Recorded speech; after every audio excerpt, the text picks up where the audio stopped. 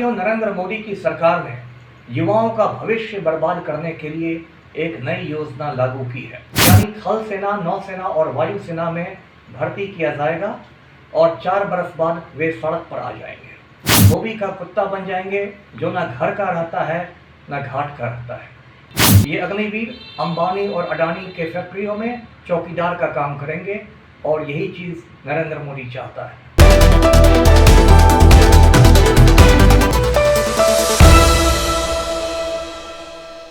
साथियों नमस्कार। पटना बिहार से मैं अमिताभ कुमार दास, IPS 94 बैच। साथियों, नरेंद्र मोदी की सरकार ने युवाओं का भविष्य बर्बाद करने के लिए एक नई योजना लागू की है। इसका नाम है अग्निपथ। इस योजना के तहत 17.5 से 21 साल के युवाओं को तीनों सेनाओं में यानी थल सेना, नौसेना और वायुसेना में भर्ती किया जाएगा और 4 बरस बाद वे सड़क पर आ जाएंगे। इन अग्निवीरों को एक पैसा पेंशन नहीं मिलेगा और न ही पूर्व सैनिकों को मिलने वाली कोई सुविधा मिलेगी। इस तरह ये अग्निवीर धोबी का कुत्ता बन जाएंगे जो ना घर का रहता है ना घाट का रहता है। फिर इन अग्निवीरों को दाल रोटी के लिए बड़े बड़े पूंजीपतियों के कारखानों में चौकीदारी करनी पड़ेगी।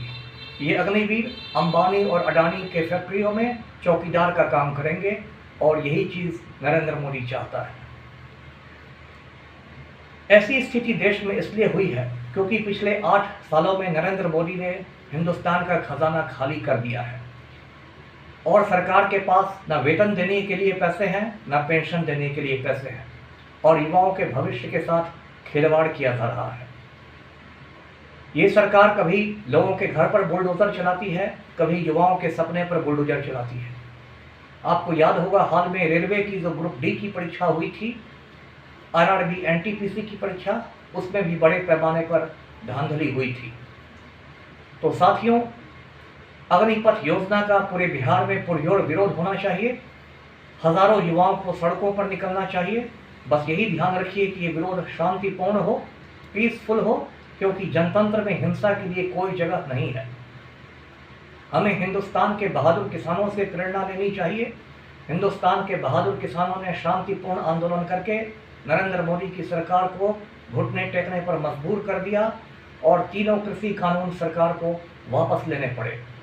तो इसलिए अग्निपथ योजना के खिलाफ भी आंदोलन तब तक जारी रहना चाहिए जब तक सरकार इस योजना को रद्द करने पर मजबूर नहीं हो जाए। कृपया मेरे इस वीडियो को ज़्यादा से ज़्यादा शेयर कीजिए। धन्यवाद। जय हिंद।